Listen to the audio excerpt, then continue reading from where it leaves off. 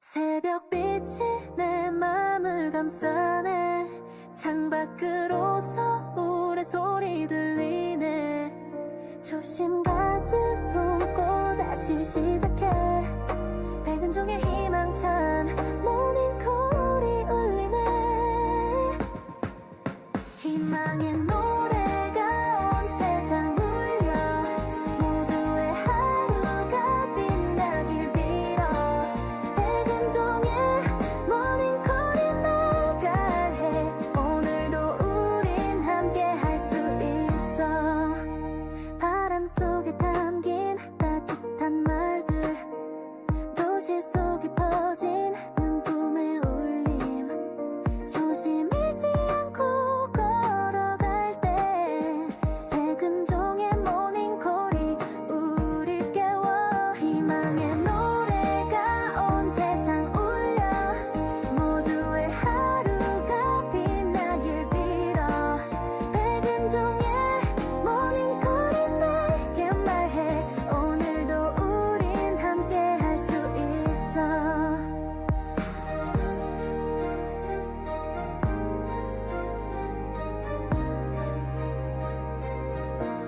어둠이 지나 밝아오는 아침. 희망이란 빛이 우릴 감싸네. 서울의 소리와 함께 춤추며 조심 잃지 않고 다시 꿈꾸네. 희망의 노래가 온 세상 울려. 모두의 하루가 빛나길 빌어. 백은종의 모닝콜이 내게 말해. 오늘도 우린 함께 할 수 있어.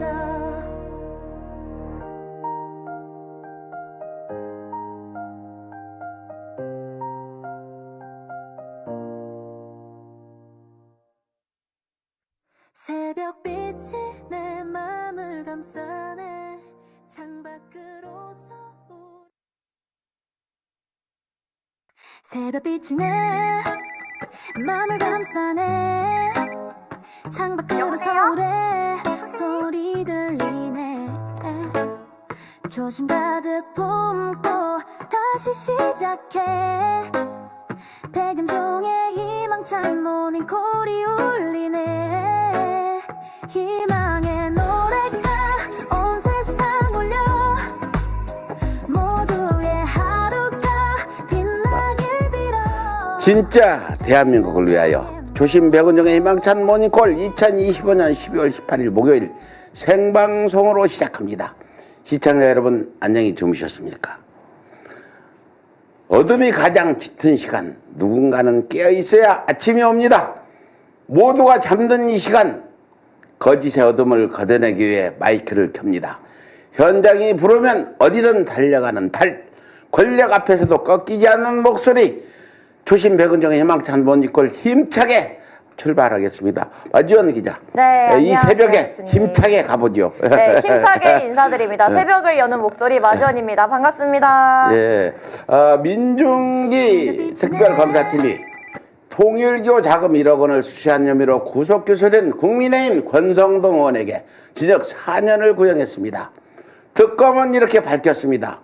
정치자금 수수에 그치지 않고 종교단체가 정치권에 영향력을 행사할 수 있도록 통로를 제공했다. 국회의원의 지위를 사적 종교적 이해관계에 종속시켰다. 수사 과정에서 증거인멸을 시도하고 전혀 반성하지 않는 태도를 보여 중형이 불가피하다. 특검의 말 한마디 한마디가 틀린 것이 없습니다. 하지만 권성동 측 변호인은 여전히 억지 주장을 이어갔습니다. 윤영호 전 통일교 설계본부장과 신리관계가 없었다. 누구나 얼굴을 아는 권성동이 1억 원 때문에 돈을 들고 나올 리 없다. 그러나 상식이라는 단어가 등장하는 순간 오히려 재판부를 자극했을 가능성이 큽니다. 국민의힘과 윤석열 비호 세력에게는 상식이 존재하지 않는다는 점을 스스로 드러낸 셈입니다. 이제 시사는 다음 달 28일 권성동과 김건희가 함께 맡게 될 운명의 선고로 향하고 있습니다. 한편 국민의힘은 당명 개정을 추진한다는 소식도 전해졌습니다. 장동혁 대표는 당내 의원들과 만나 당명 개정을 검토하고 있다고 밝혔습니다. 그러나 국민들은 이를 혁신안으로 받아들이지 않습니다. 기껏해야 포장가리, 라벨가리에 불과하기 때문입니다. 유통기한이 지난 물건을 새 제품처럼 포장만 바꿔놓고 내놓는다면 본질이 달라지지 않습니다. 국민의힘이 당명을 바꾼다 해서 내란 정당의 본질이 바뀌는 것은 아니지요. 걸레를 빤다고 수건이 됩니까? 국민은 결코 내란 잔당들의 세탁소가 되어줄 수 없습니다. 우리 젊은 마지원 기자, 네. 세탁소가 될 수 있어요, 없어요? 세탁소가 될 수 없다 생각합니다. 어떻게 항상 이런 식으로 나라를 이렇게 어떻게 망쳐놓고 이름 당명만 바꾼다고 본인들이 깨끗해질 한두 번이 하나요, 지금. 네, 깨끗해질 수 있을 거라 생각하는지 참 아침부터 기가 찰 따름입니다. 또 장동혁이는 이런 말을 했더군요.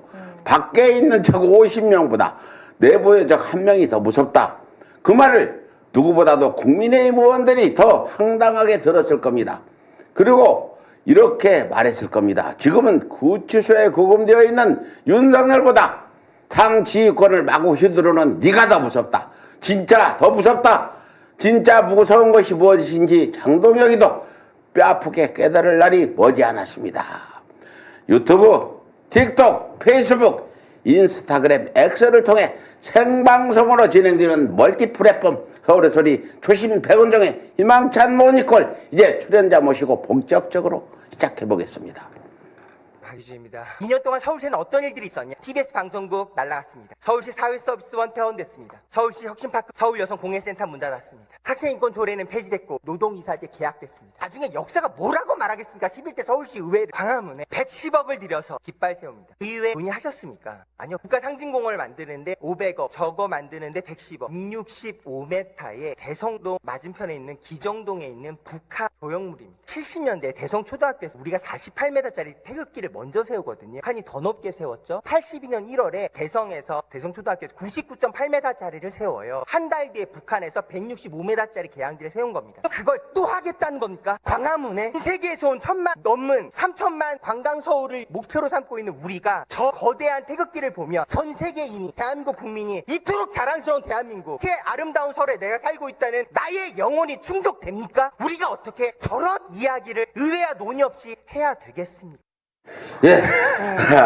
서울시에서 이렇게 훌륭한 의원이 있는지 처음 알았습니다. 정말 말도 잘하고 오세훈을 한 방에 날려버리는 우리 박유진 서울시의원 모셨습니다. 어서 오십시오. 네, 안녕하세요, 의원님. 이 시간에 이렇게 깨어있는 부지런한 훌륭한 깨어있는 시민들께 먼저 우리 정중히 인사 좀 부탁드립니다. 아유, 네, 안녕하십니까. 서울시 의원이고요. 박유진이라고 합니다. 네, 반갑습니다. 네, 반갑습니다. 네, 지금 희망찬 모니콜이 시작한 지 벌써 6개월 가량이 다 되었는데 왜 네. 박유진 의원이 출연하지 않는 것이냐, 많은 분들이 또 이렇게 의견이 있었습니다. 그래서 바로 오늘 이 자리에 바로 모셔봤고요. 유튜브에서 특히 큰 공감 얻은 박유진 의원님 영상을 중심으로 그간의 서울시를 한번 되돌아보려고 합니다. 앞서 본 영상은 광화문 초대형 태극기 논란 당시 박 의원님의 울분이었습니다. 초대형 태극기 결국 철회됐는데 서울시의회 국민의힘 의원이 결국 다시 재추진 제안했더라고요. 예. 저기 이제 안 그래도 이런 질문 있었는데요. 갑자기 저 울분에 찬 이야기 중에 저 태극기를 세우면 대관절 나의 영혼이 충족되냐는 말은 왜 했냐고. 근데 그게 이제 서울 마이 소울이라는 지금 슬로건을 쓰고 있잖아요. 그래서 이제 그 말에 어울리는 행동이냐 이 말을 얘기했던 거고요. 그러니까 그렇죠. 뭐 나의 영혼이 있는, 나의 마음이 있는 서울이라고 하면 더더군다나 광화문 광장에 110m짜리 대형 태극기 개항대회는 더 온당치 않았겠죠. 어떻게 보면은 하나의 언어 유희 같은 느낌이었을 수도 있네요. 그렇게 재추진하는 거는 지금 어떻게 돼요? 그러니까 지금 이제 실은 광화문 태극기 그 대형 태극기 안이 여론의 질타를 받고 이제 없어져야 될 단계에 이르러서 그걸 대신해서 이제 감사의 정원이라고 지금 세종대왕 동상 옆에 그 받들어 총이라 이제 형상의 22개 나라 6.25 참전국을 상징한다는 이제 석재를 세워서 이제 기념한다라는 안을 추진하고 있는 거거든요. 아, 태극기는 막았지만 이제 받들어 총. 근데 오세훈은 내가 아무리 봐도 그 전에 서울시장 선거 때 내가 생태탕, 내곡동 생태탕 취재하느라고 내가 고생을 얼마나 하고 내곡동을 여러 번 갔는데 결국 당선돼서 시장이 됐는데 예, 한강버스라든지 모든 걸 봤을 때 이 정상적인 사고로 무슨 정책을 펼치는 것 같지 않은데 지금 받들어 총 조형물도 206억이 든다는데 그거 왜 못 막았어요? 이게 그쵸, 이런 이제 이야기 나올 때마다 너무 죄송한 게 지금 이제 서울시 의회 의석 구성이 이제 국민의힘 민주당 7대3 구조잖아요.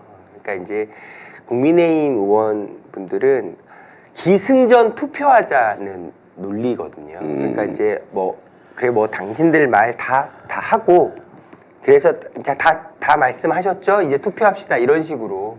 그래서 이제 지금 7대3 구조에서는 지금 36명 민주당 의원들은 전원 불참을 하던 투표에 전원 반대표를 던지던 집단 삭발을 하던 막을 수 없다. 투표의 결과에 아무 영향을 못 미치는 이 지난 지선이 정말 원망스러워요. 지지난 지선에서는 문재인 정부 들어서 이제 했잖아요. 맞습니다. 압승을 해서 통영시장까지다. 이렇게 가져오고 했는데, 지난 지선에서 매국구들의 현혹된 일부 국민들이 이제 계속 윤석열이 당선되고 바로 했잖아. 맞습니다. 5월 달인가 취임하고 6월 달에 했으니까. 그죠. 2022년 6월 1일 선거였어요. 그러니까 6개월만 늦었어도 저렇게 안 될 텐데 윤석열의 본질을 어느 정도 알았을 텐데 맞습니다. 그 바람에 지금 세상이 서울이 7대4이 뭐야. 그전에는 막 7대3으로 민주당이 더 많았는데 거의 거꾸로 9대1이었죠. 민주당 9대1 도. 국민의힘 9대1. 그러니까 이제 이게 박원순 서울시장님 시절에는 거의 이제 3번의 선거가 다 거의 이제 9대1 구도였어요. 거의 9대1 구도였다는. 네, 이 오세훈 서울시장의 오판으로 또 대한민국의 심장, 서울이 매일매일 또 논란에 일고 있습니다. 오세훈 시장의 가장 큰 문제를 의원님이 모두의 눈높이에서 설명을 해 다시 한번 화제가 됐는데요. 영상 준비되어 있을까요? 예. 네, 방금 이렇게 의원님 부장님 말씀 다 듣고 보면 이렇습니다. 말할 때 모든 거 지키는 사람이 어딨냐라는 정서에서 출발해요. 근데 지금 보시는 것처럼 저렇게 기자회견 할 때마다 시장님이 공언을 해요. 이렇게 진행된다, 이런 속도로 간다, 이렇게 적자 난다. 그 말을 믿고 시민분들은 한강버스를 기대하고 지켜봐 왔죠. 근데 결과가 달라지면 시장님은 ING 중입니다라고 답변하고 계세요. 보겠습니다. 24년 10월 달에 서울시 교통혁신 시작된다. 시장님 단언했어요. 24년 10월에 운항된다, 한강버스. 결과 어떻게 될까요? 24년 국정감사 때 시장님이 이렇게 얘기하시거든요. 여러 국회의원들이 한강버스에 대한 우려, 걱정을 막 이야기합니다. 왜냐하면 24년 10월에 한다고 했는데 그때까지 된 게 없거든요. 이제 저 답변이에요. 이거 다 시의회에서 조사했던 일이고 나왔던 얘기고, 그래서 우리가 감사를 시켰다, 서울시에. 그랬더니 아무 문제가 없다. 그러면서 이렇게 또 얘기합니다.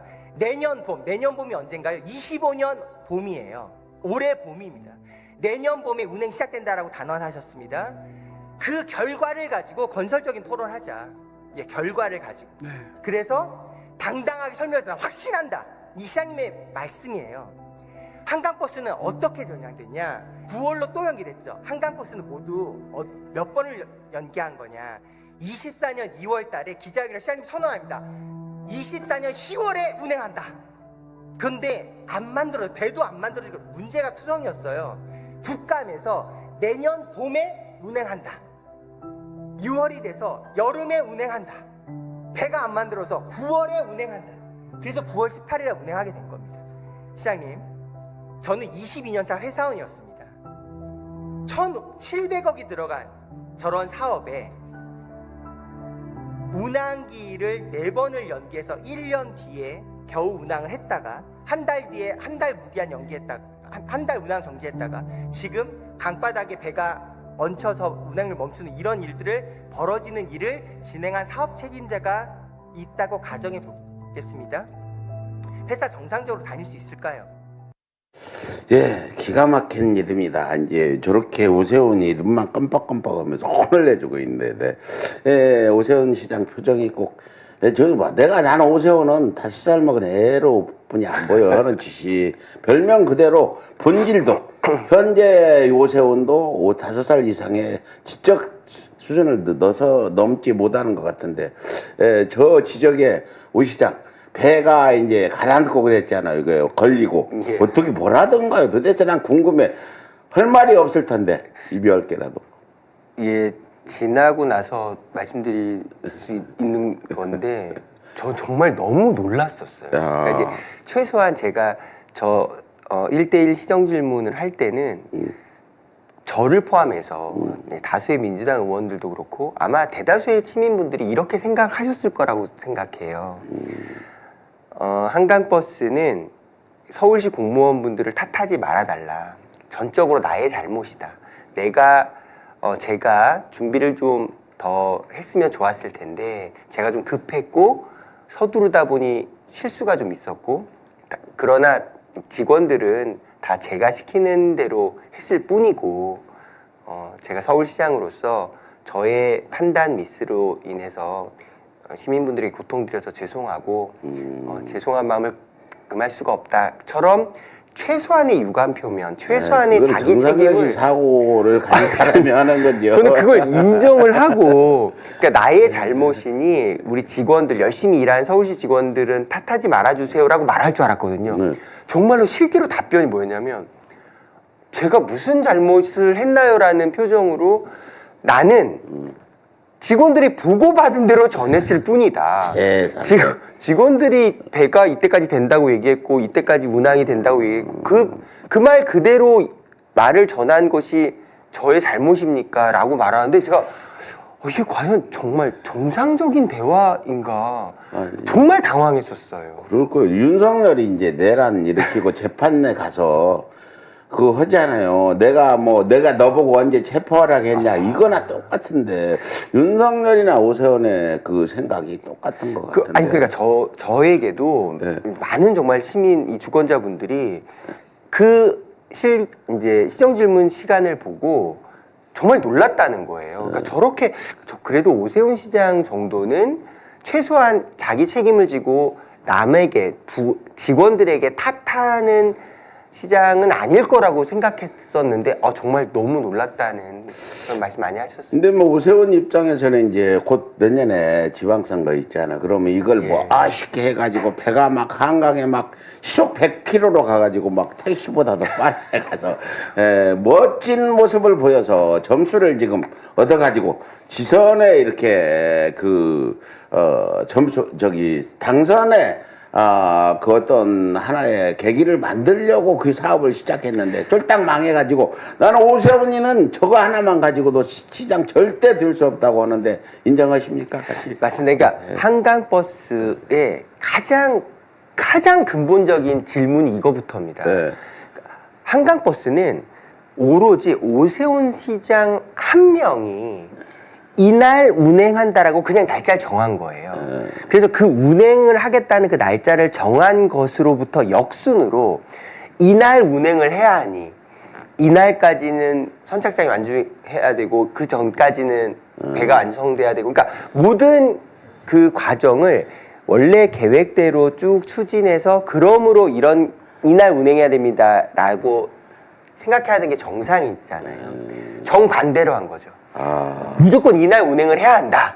그러면서 역으로 계산을 하니 그게 일이 되겠습니까? 문제가 아니라 사업을 시작할 때 이게 한강버스가 출퇴근용으로 과연 될 거냐 가서 타가지고 다음에 내려서 직장까지 가는 이런 시간도 재보고 배가 과연 속도가 100km 갈 거냐 200km 갈 거냐 날아갈 거냐 그래서 출퇴근 통행으로 유람선이 아닌 그런 출퇴근용으로 간 거냐 이거 누구한테 용역을 줘서 물어봤을 거 아니에요. 난 이런 엉터리 사업이 어디 있는지.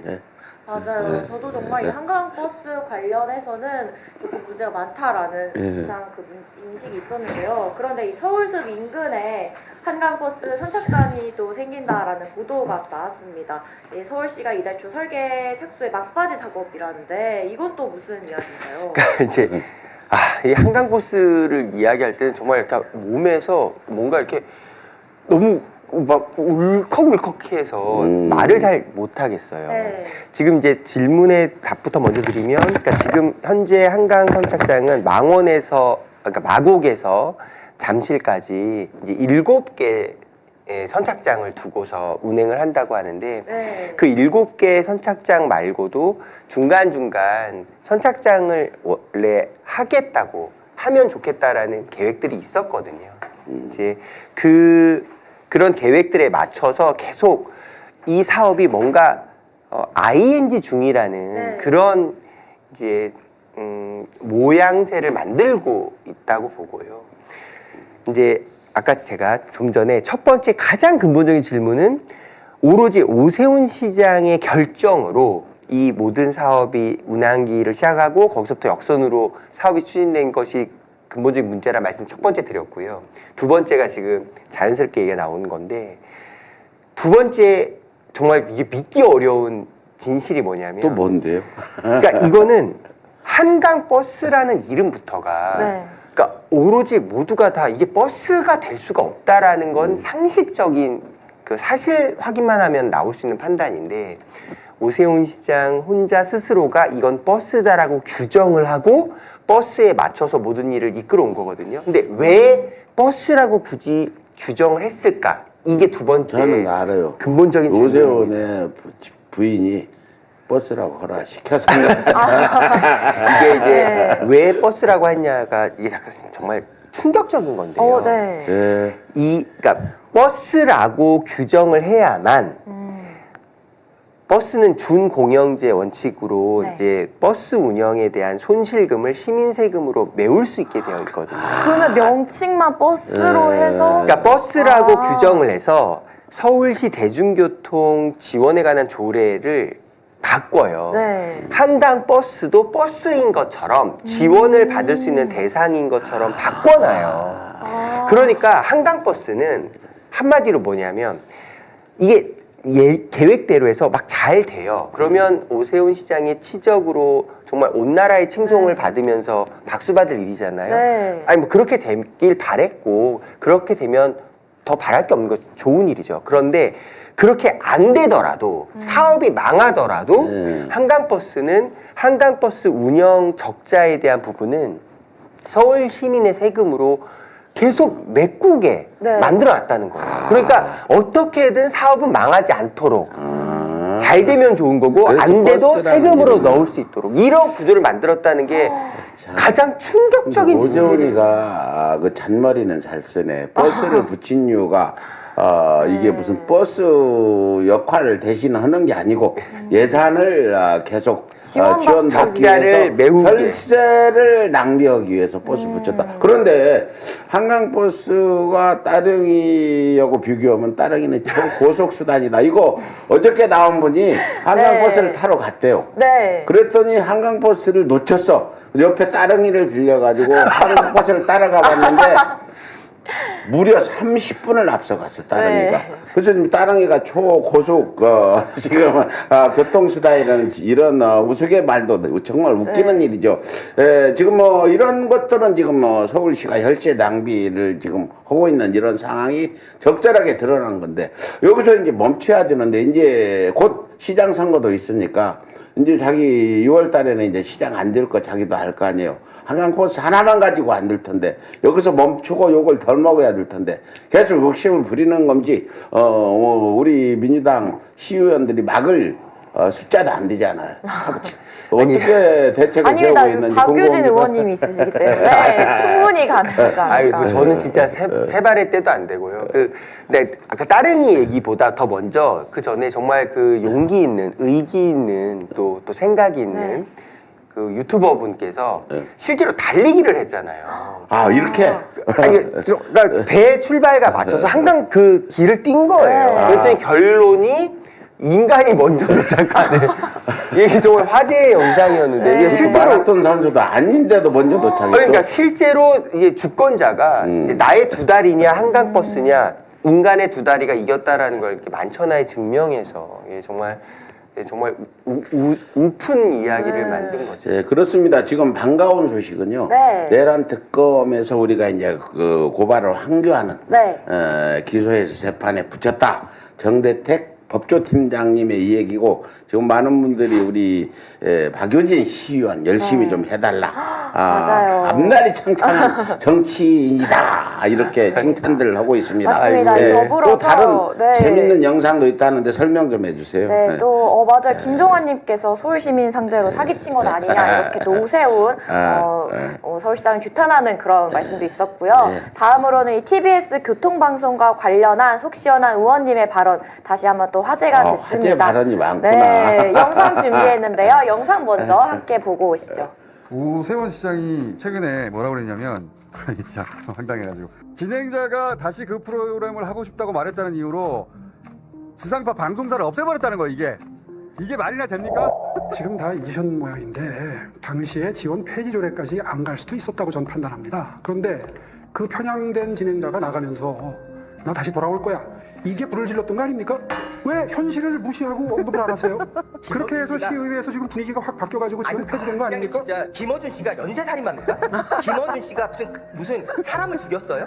김어준 씨가 방송국으로 왜 이렇게 돌아온다는 게 논리적으로 왜 비약을 문제죠? 하세요? 제가 언제 그런 말씀을 드렸습니까? 아니 그러니까 지금 김 시장님 말씀 이런 거예요. 불을 질렀다는 표현이 나가고자 하는 진행자가 나 나중에 다시 돌아올 거야. 그게 불을 질러서 방송 문 닫겠다는 거 아닙니까? 저는 그때 그렇게 판단했어요. 정말 역사의 길이 남을 헤드라인 뽑아내고 계신 겁니다. 네. 야, 김어준을 연쇄 사람 마냐 이렇게까지 하면서 김어준이라는 언론인에 대한 증오, 굉장히 그 김어준에 대한 컴플렉스가 오세훈이 많은가 봐. 그래서 TBC 구성원 모두 지금 어려움을 겪게 되고 네. 방송 일도 하지 못하게 만든 일이 어떻게 가능했을지 참 그렇습니다. 윤석열도 하지 못한 언론사 폐업을 오세훈이 성공했고 지금까지 유지하고 있다는 거 아닙니까? 뭐 어떻게 보세요? 이 부분 좀 언론사를 전두환 이후에 최초로 언론사를 문 닫게 만든 독재자 오세훈에 대해서 한 말씀 해주세요. 그렇죠. 그러니까 진짜 그냥 건조한 팩트만으로도 이제 전두환 시절의 언론사 통폐합 사건 이후로 처음으로 그러니까 33년 된 시민 참여형 지역 공영 방송이 TBS 미디어 재단의 정의거든요. 네. 그런 정말 그 수많은 사람들의 노력과 이제 희생으로 여기까지 이끌어온 역사를 정말 방송국을 날려버린 최초의 사건인 거죠. 근데 이제 그 좀 전에 제가 영상을 보고서도 정말 그때 기억이 다시 떠오르는데 사실 저 이야기도 전혀 예상할 수 없었던 시간이었어요. 네. 어차피 이제 그 시정질문이란 시간 동안 해야 될 주제가 이제 사전에 다 정해져 있기도 하고 질문 하나만 하는 것이 아니기 때문에 그 이제 TBS 방송국 주제를 정리하고 또 다른 이제 고속버스 터미널 지하상가 문제 그 상인분들의 고통이 너무 심하거든요. 그 이야기를 진행하려고 하는데 느닷없이 오세훈 시장이 그 말을 한 거예요. 자기도 폐지 조례안까지, 그러니까 방송을 날릴 생각은 없었는데 이제 김어준 그 사람이 물론 실명은 말을 안 했습니다만 그 편향된 진행자가 나 다시 돌아갈 거야, 다시 돌아올 거야라는 말 한마디가 불을 질러서 즉 국민의힘 서울시의원들의 가슴에 불을 질러서 폐지 조례를 한 거 아닙니까? 그게 정확한 현실인데 왜 그 사실은 얘기하지 않냐라고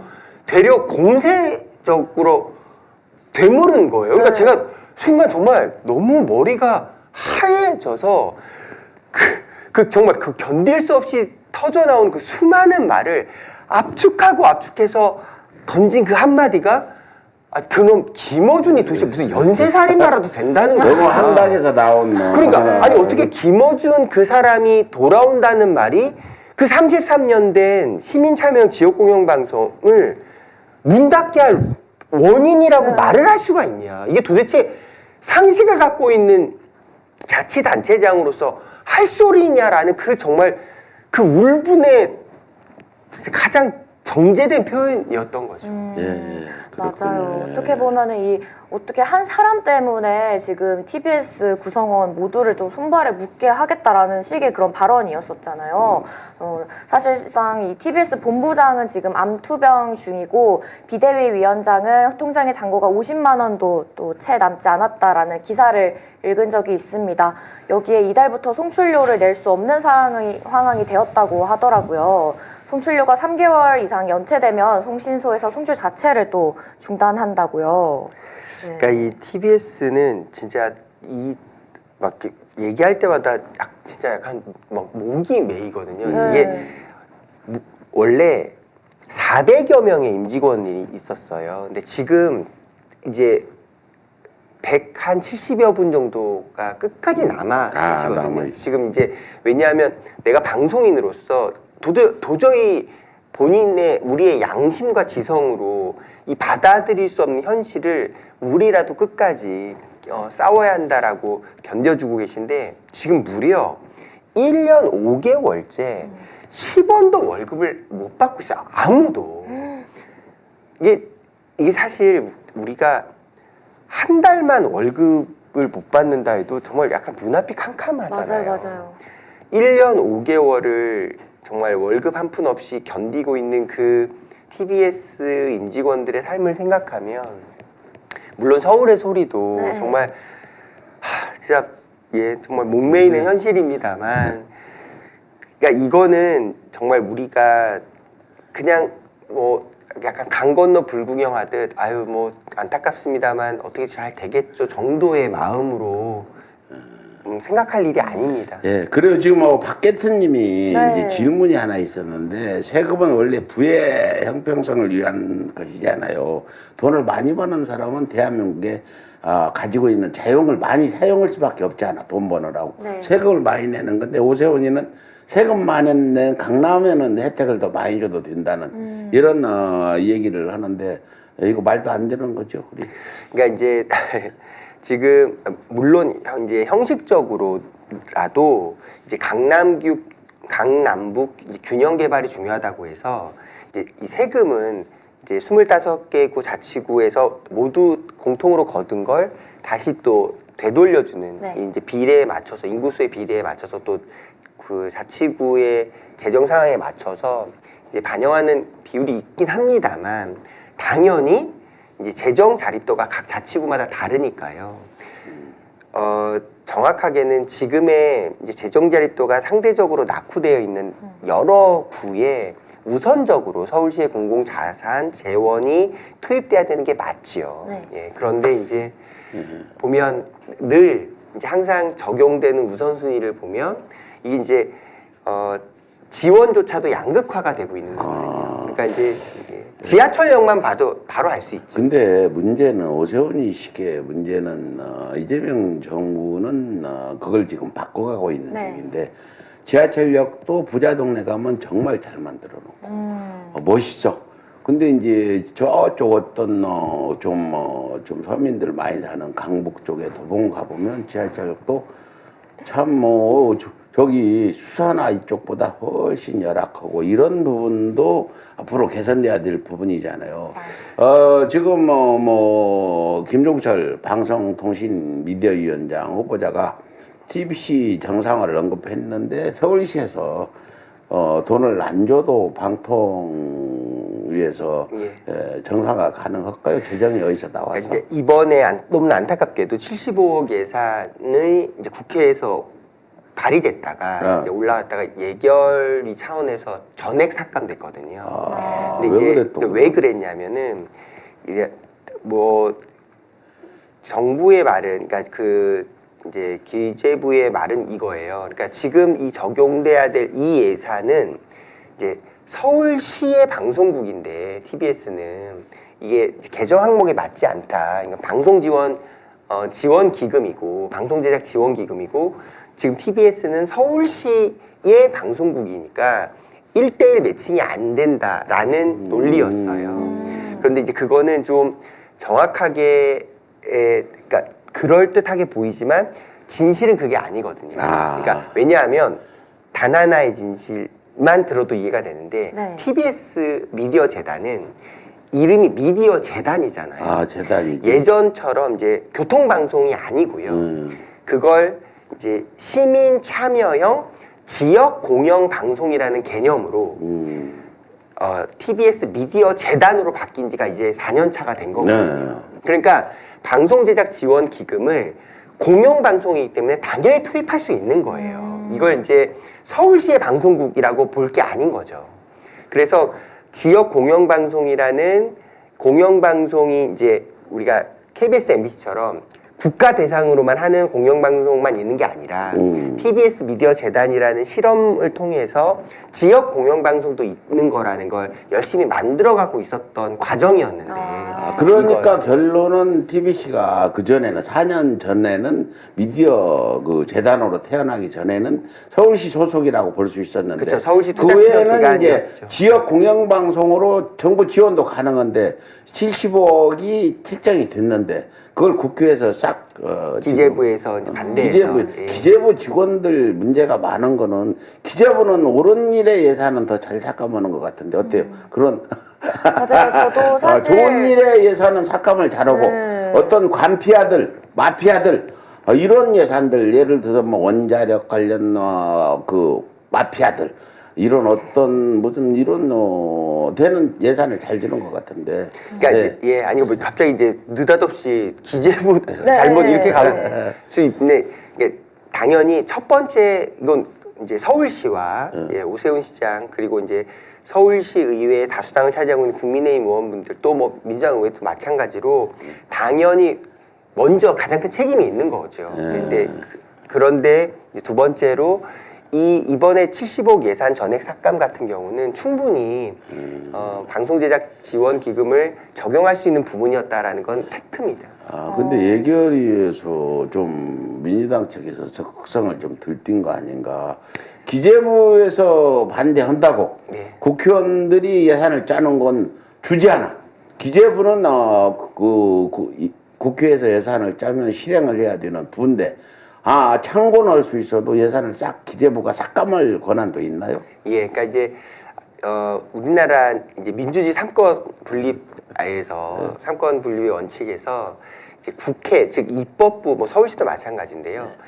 예산을 삭감할 권리는 입법부에게 있는데 예산을 증액하는 권리는 굳이 따지자면 행정부에 있다고 봐야 돼요. 기재부에 있구나. 예, 그러니까 이제 그 집행하는 집행부 즉 행정부 영역에서 야 이거는 증액이 어렵다라고 끝까지 얘기하면 증액이 사실 되기는 어려운 현실입니다. 근데 국회는 삭감 권한만 가지고 있고 예, 이제 행정부가 예산을 증액해야 되는데 기재부가 안 된다. TBS는 이래서 그러나 다음으로 넘어가 보죠. 저도 사실 이 TBS 관련해서는 사실 뭐 좀 어렵다 정도만 알고 있었지 이렇게까지 자세하게 이야기를 듣는 건 처음이어서 많은 시청자분들도 좀 많이 배우는 알아가는 시간이 되었을 것 같습니다. 네, 다음으로는 학원 교습 연장, 교습 시간 연장 관련 소식인데요. 네, 이 부분은 이게 또 무슨 말이야? 네, 너무 많이 뜨거운 주제이기도 한데 박 의원님의 영상 하나 더 준비했습니다. 먼저 시청하고 오시겠습니다. 학생인권조례 폐지되고 서울시 사회소원 폐지되고 TBS 방송 어떻게 되는지 우리 똑똑히 목격하고 있었고 서울 공예센터 폐지되고 서울 혁신파크 매각 추진되고 1년에 기억하기도 어려운 이 모든 일련의 행동들은 한 가지 관점으로 진행된 일이라고 생각합니다. 어떤 관점일까요? 힘 있는 사람에게 힘 없는 사람이 뭘 더 할 수 있습니까? 그걸 당연하게 생각하는 행정의 눈높이는 어떤 모습을 만들지 우리가 예상할 수 있도록 보여준 사례인 거죠.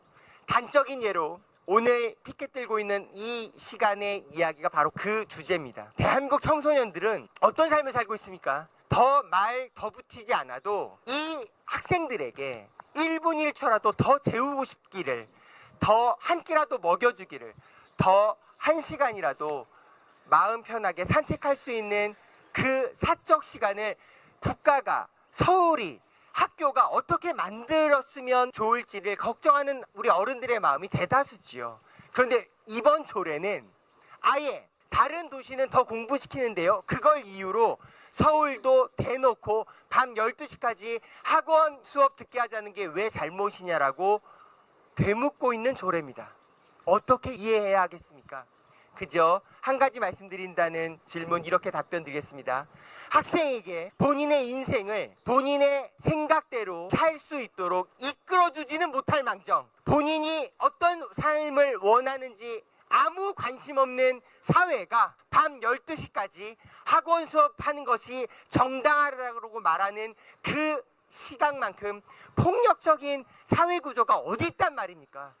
반드시 막아야 할 우리 사회의 양심과 지성이 살아있다면 이번 조례 개혁만큼은 반드시 막아야 할 평범한 서울 시민들 주권자의 뜻이라고 생각합니다. 저희 7대3 서울시 구조에서 맨날 구조 탓하면서 행동 제대로 하지 못하는 민주당 서울시의회여서 너무나 죄송한데요. 민주당 서울시의회는 당론으로 이건 명백히 반대해야 될 사안이라고 이미 정했고 행동하고 있습니다. 최선을 다해서 시민 서울 주권자 여러분들과 의지 같이 하는 선출직 공직자로서의 행동과 실천 반드시 실천하겠습니다. 고맙습니다. 이게 네. 또 밤 12시까지 애들을 공부를 시키자. 지금 몇 시까지 하나요? 10시까지. 10시까지인데 2시간을 늘려서 12시까지 공부를 시키자.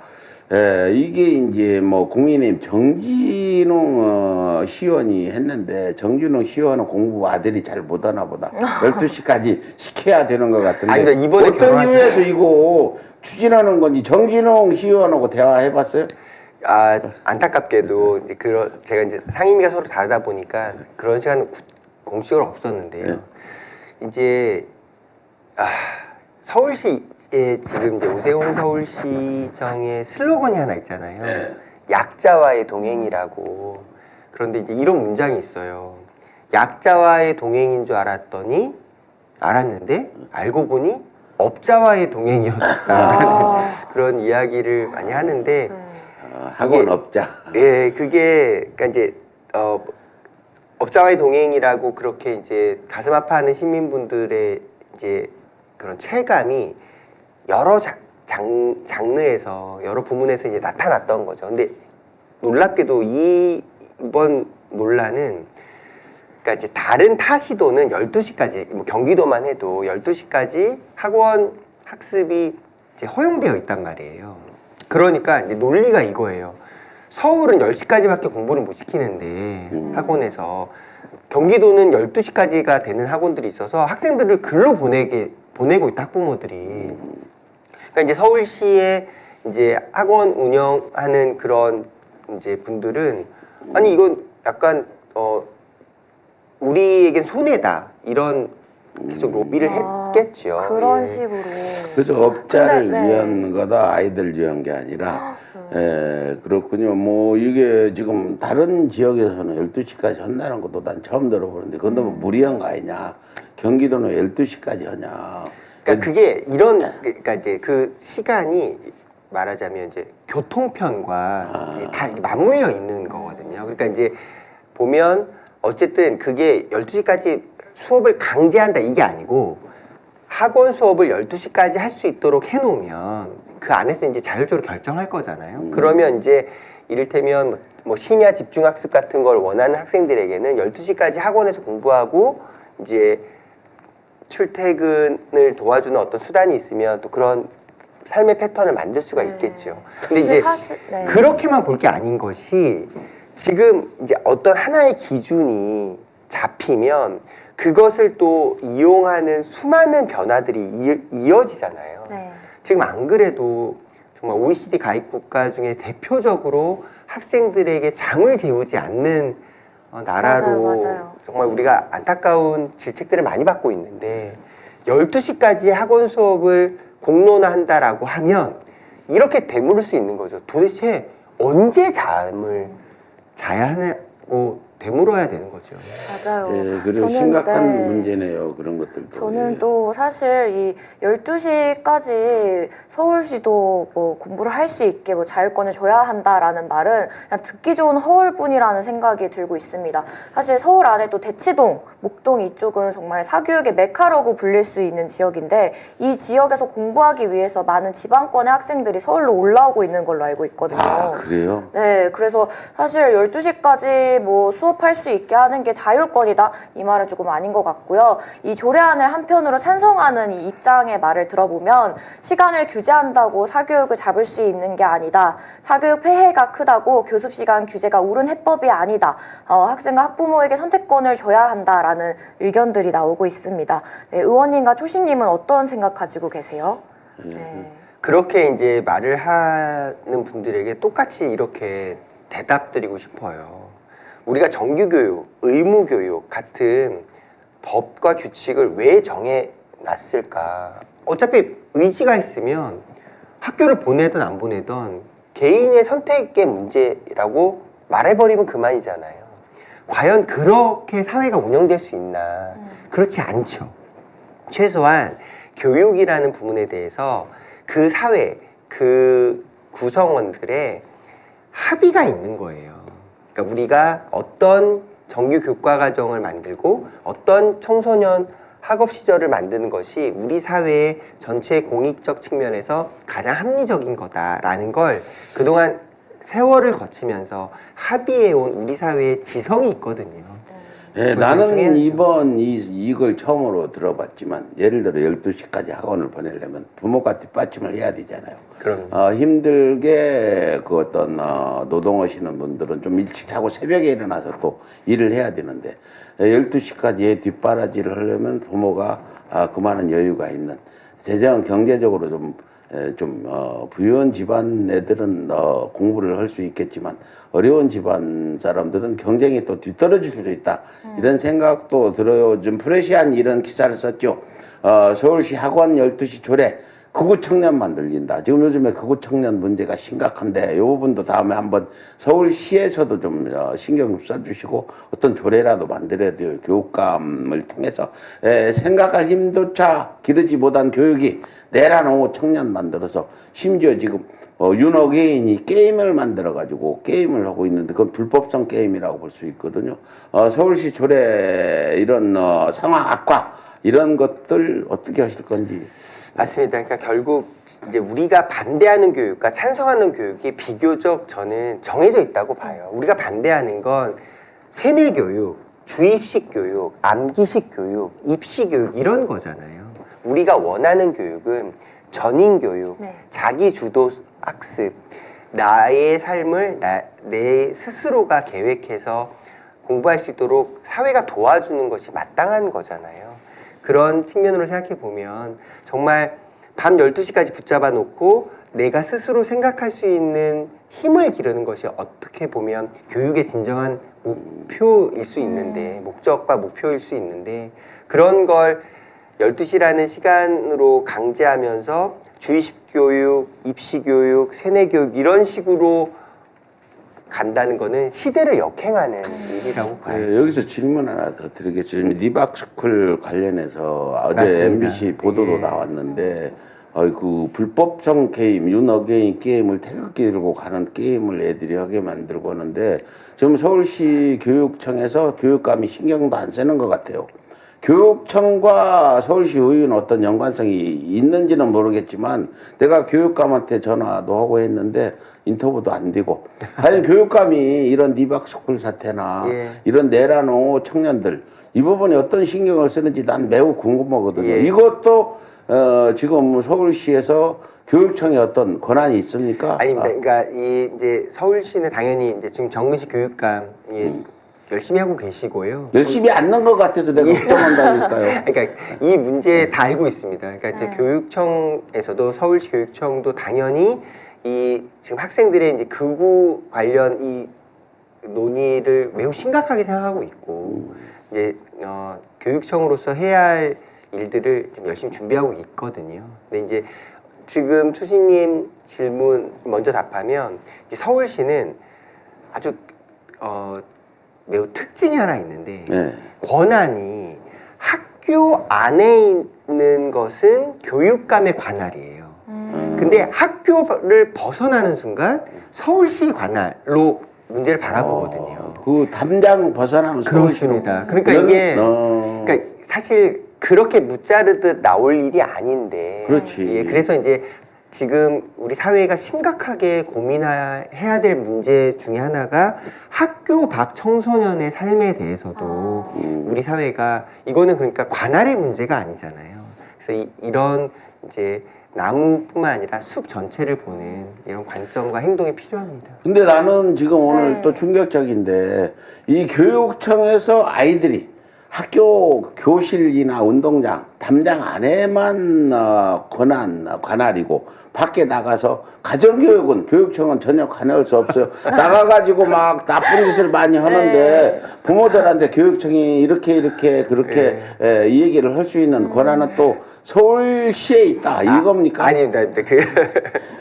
당연히 이제 우리 맨날 가정통신문도 받고 그러니까 학교를 구성하는 3주체가 학생도 있고 교직원도 있고 학부모도 있고 그렇잖아요. 그러니까 이제 이 담장에 대한 얘기는 이제 그 말 그대로 교육감의 권한과 서울시장의 권한을 구분할 때 쓰는 말씀 기준이었고요. 그러니까 지금 교수님 말씀처럼 가정교육이 얼마나 중요합니까? 좀 중요하죠 지금. 그럼요. 그런데 직설적으로 그 지금 서울시 교육감 잘 아세요? 자주 만났어요? 예.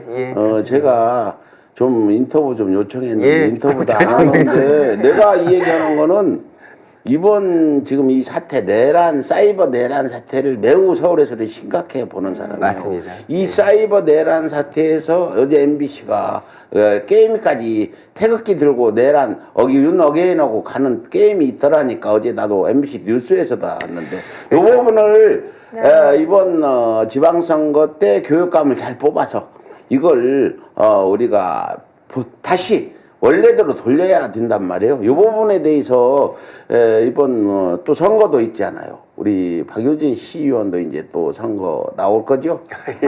그래서 이번에 분명히 뭐 당선될 거니까 교육청, 서울시 이번에는 이제 민주당이 다수당이 될 거라고 보고 연계를 해가지고 어떤 사이버 내란 세력, 리박스쿨 젊은이들 우리 마지영 기자는 아니지만 많은 젊은이들이 또 남성이 더 심하더구만 내가 보니까 이 부분을 좀 해주시라고 부탁을 드리면 여기서 그럼. 확실하게 하겠습니다. 답변해 줄 수 있어요. 예, 그럼요. 맞아요. 근데 저는 또 이 사실 이 사회가 또 이 공동체에서 살아가기 위한 어떤 한 성인, 한 아이를 길러내는 것이 교육의 목표잖아요. 맞습니다. 근데 서울시의 교육 조례 이 개정안은 그것을 충분히 담아내지 못하는 것 같아서 좀 많이 아쉬움이 느껴지는 것 같습니다. 네. 서울시 조례가 네. 말하자면 좀 국회가 민주당이 다수라 네. 윤석열이 내란을 일으켰다나 요즘 박기전 시의원은 내란을 일으키고 싶은 심정이었을 거야. 4년 동안 지금 이제 3년 반 했잖아. 네. 뭐 계속 7대 3이라 하나도 지금 견제도 안 되고 막지도 못하니까 부글부글 끓고 있는 그런 상황이지 않아요. 맞아요. 그래서 지금 근데 뭐 이런 어떤 조례 통과되는 거는 국민의힘이 주도적으로 해서 근데 하나 궁금한 게 있는데 이정배 시의원이라고 아세요? 고발 잘하는 시의원인데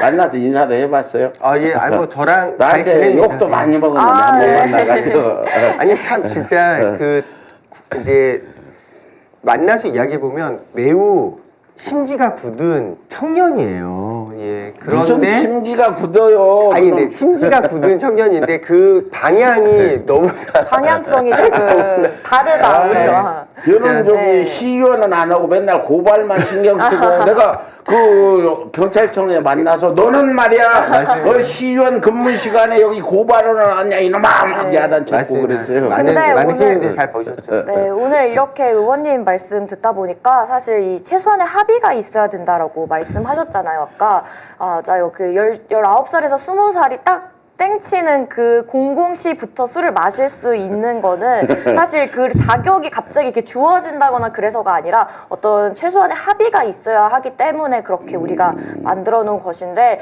이 좀 서울시장은 그 합의조차 좀 없애려는 것 같다라는 생각이 들고 있습니다. 네, 관건은 사실 이 조례안이 통과될 것인가잖아요. 어때요? 좀 통과될 것 이 같으신가요? 이제 학원 학습 시간 연장 조례안 같은 경우는 네. 이제 정말 다행스럽게도 이제 국민의힘 그 안에서도 의견이 분분해요. 그래서 이거는 이제 좀 더 지켜봐야 될 부분이라고 봅니다. 네. 그런데 지금 이렇게 우리 박효진 의원과 얘기하다 보니까 그전에는 나는 잘 살고 잘 지내는 줄 알았는데 3년 반 동안 속이 부글부글 끓고 막 화가 나고 이렇게 산 것 같아서 다시 한번 이 자리를 빌어서 유로의 얘기를 들으면서 이렇게 오세훈 시장의 이 전에 이걸 또 국민의힘 의원들이 적절히 막지도 못하는 이런 것들을 옆에 보면서 정말 폭탄이라도 던지고 싶은 이런 생각도 있을 것 같았는데 얼마나 힘든지 좀 힘든 사례를 한두 가지 좀 얘기해 주세요. 많이 힘드실 것 같아요. 네. 영상도 네. 또 이제 또 이 다 공공의 또 중요한 역사이고 방송이니까 지금 이제 초심님이 말씀하신 그 폭탄이란 아마 웃음 폭탄 같은 웃음 폭탄 말폭탄 뭐 이런 그럴 거라 생각하고요. 그 이 말씀을 꼭 하나 드리고 싶습니다. 그러니까 우리가 유권자라고 말하지 않고 주권자라고 말하는 이유가 있잖아요. 네. 생각해 보면 정말로 지금 이 방송을 보고 계시는 여러분들이 이 나라의 주인이거든요. 그리고 저희와 같은 이런 선출직 공직자들은 그런 주권자의 뜻을 받들어 행동해야 되는 사람들인 거예요. 마이크가 이리 들어갔네. 들어갔습니다. 꺼내야지 말이 잘 안 네. 들리니까. 이렇게 또 초심님이 챙겨주시는데. 네, 아유, 설렜습니다.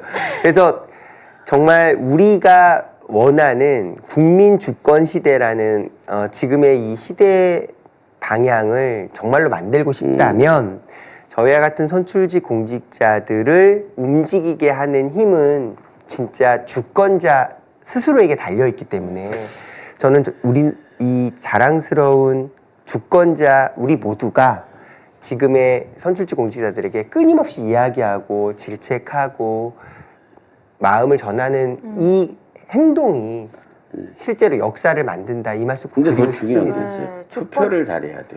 그럼요. 그 행동에 지방선거에서 중요한 박효진 행동이 지역구 투표입니다. 의원들은 100% 지지를 해서 최고 득표를 하는 의원이 될 수 있고 7대 3의 구조를 역으로 7대 3으로 바꾸면 이제 서울시의 그동안 잘못된 결국은 오세훈의 3년 반 동안의 시정은 윤석열이가 2년 반 넘게 대한민국 국정을 말아먹었다 이렇게 비교해서 얘기해도 과언은 아닙니까?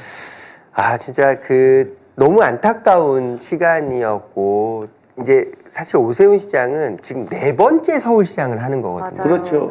저는 이걸 어떻게 표현해 왔냐면 이게 우리가 사수생의 삶을 살아보진 않았지만 막 짐작이 되잖아요. 그러니까 오세훈 시장 스스로는 서울시장이라는 이 자리와 위치가 중요한 게 아니라 내가 정말 가야 할 저 대권의 꿈 그런 목표를 4번에 걸쳐서 지금 계속 실패. 중간에서 지금 공회전하고 있는 그런 시간이 대권은 물 건너갔어요. 그러니까 명태조이 때문에 이번 이제 시장 떨어지면 끝이에요. 오세훈은. 그러니까 염려하지 마세요. 그런 개인적인 공회전이 왜 930만 명의 서울 주권자의 삶에 이토록 아픔을 줘야 하는지 너무 많은 분들이 오세훈이 싫다, 희망님, 나라를 이끌어갈 우리 아이들 몸과 마음이 건강하기를. 김종환님, 대한민국 잘 되려면 투표를 잘해야 된다. 맞습니다. 오는 6월에 체리님도 그러고 전영배님, 우리 아이들의 건강도 중요하다. 박효진 의원님 응원합니다. 이렇게 응원도 하고 감사합니다. 예, 이 방금 주연님 이렇게, 이종배는 네. 프로 고발럽니다. 이렇게 얘기해서 많은 분들이 응원을 해주십니다. 네, 예, 우리 방금 더 이렇게, 긴장해야 된다는 네. 분도 계시는데 의원님께서, 우리 질문 또 네, 맞아요. 많이- 방금 예. 또 의원님께서 주권자들이 중요하다. 주권자들에 따라서 이 지선 결과가 결정한다. 이렇게 말씀해 주셨습니다.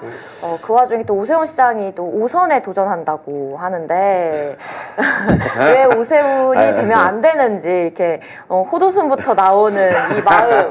네, 박유진 의원님의 활약이 매우 중요한데 어떻게 좀 각오를 좀 다지고 계신가요? 예.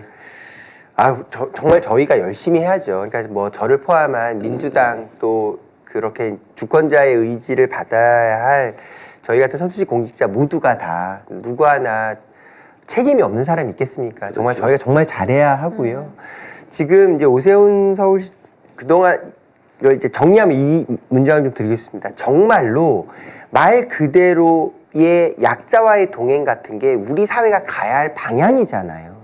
근데 왜 그런 아름다운 방향을 전혀 말과 행동이 다르게 업자와의 동행처럼 네. 혹은 시장만의 서울시처럼 그렇게 말과 행동이 다른 시간들을 만들었어야 하는지 정말 가슴 아프게 되묻고 싶어요. 윤석열 맞아요. 어떻게 대통령 보면- 만든 것보다는 나을까요? 오세훈이 서울시장 된 거. 그거는 훨씬 낫다고 생각합니다.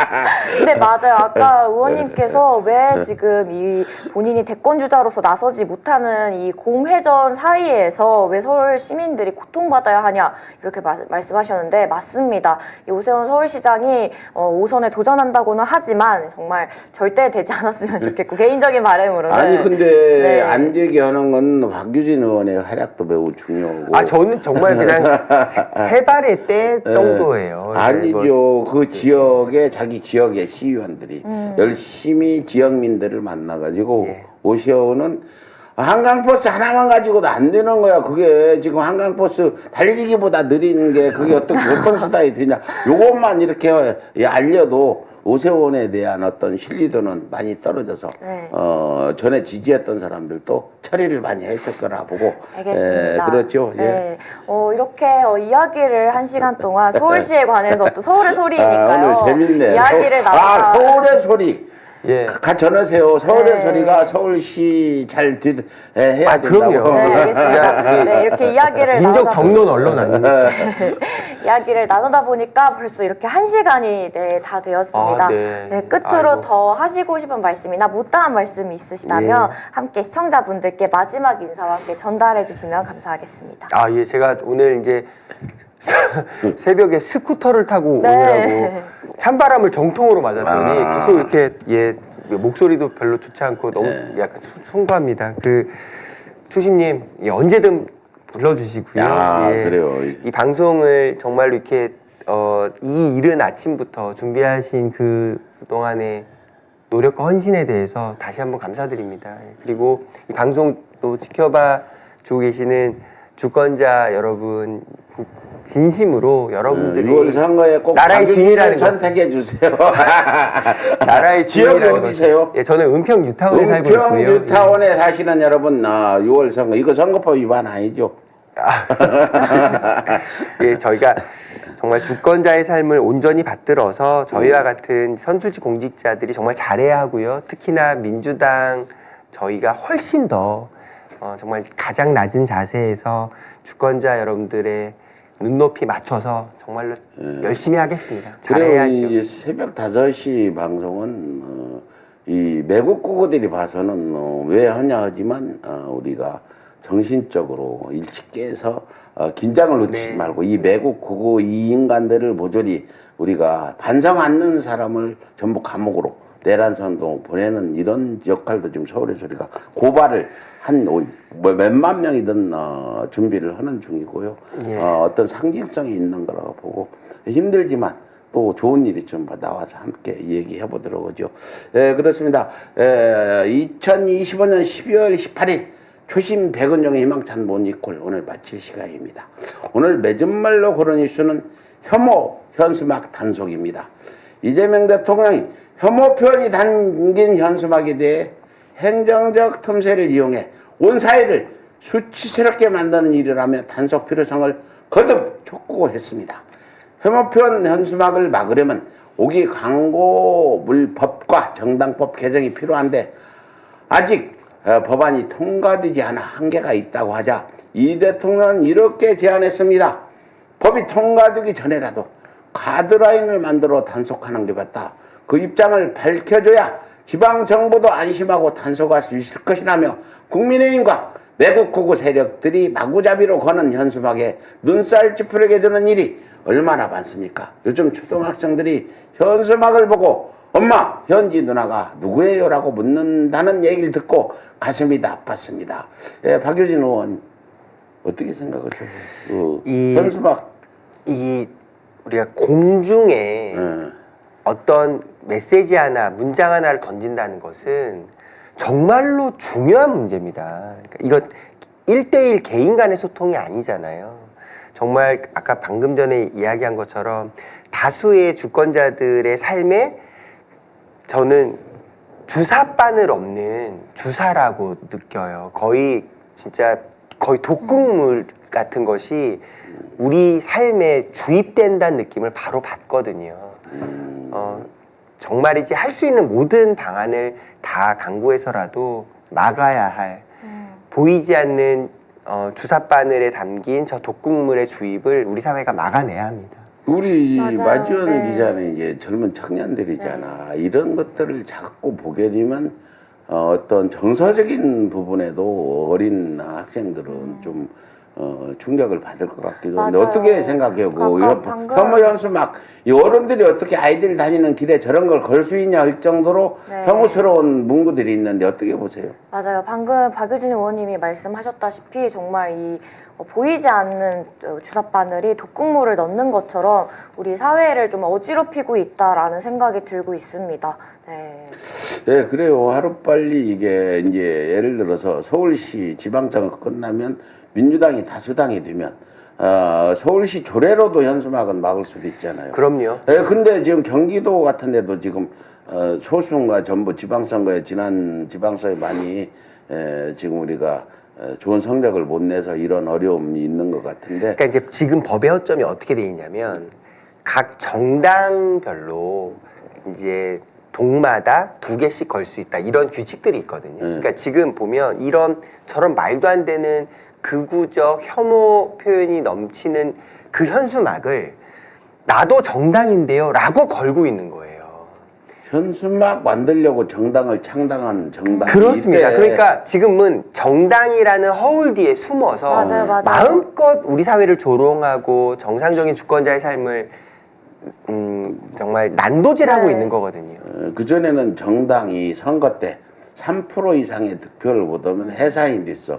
근데 그걸 헌재에서 위헌이다 해가지고 지금 정당 한번 만들어지면 영원히 정당으로 유지가 되는 물론 어떤 그 국민의 주권을 보호한다는 차원에서 맞는데 이런 어떤 혐오나 걸려고 만든 정당들 정말 내가 봐도 내가 손가락으로 세봐도 10개가 넘는 것 같아서 분명히 이건 어떻게 해야 됩니다. 그래서 혐오 현수막 방치 더는 안 됩니다. 지방선거가 다가올수록 가짜뉴스의 거리 버전이 될 가능성이 높습니다. 행정적 틈새를 이용해 온 동네를 치새롭게 만들고 불필요한 갈등을 조장하는 건 권리 남용입니다. 정부와 국회 또 지자체가 적극 나서길 바라면서 초심 백은정 희망찬 모니콜 오늘은 여기까지입니다. 오늘 하루 여러분이 만나는 모든 순간이 조금 더 따뜻하고 조금 더 희망차기를 바랍니다. 내일 아침에도 활짝 웃으며 만나요. 우리 주먹 쥐고 웃으면서 하하하하 안녕히 계십시오. 네, 감사합니다. 좋은 하루 되세요. 고맙습니다. 고맙습니다. 감사합니다. 고맙습니다.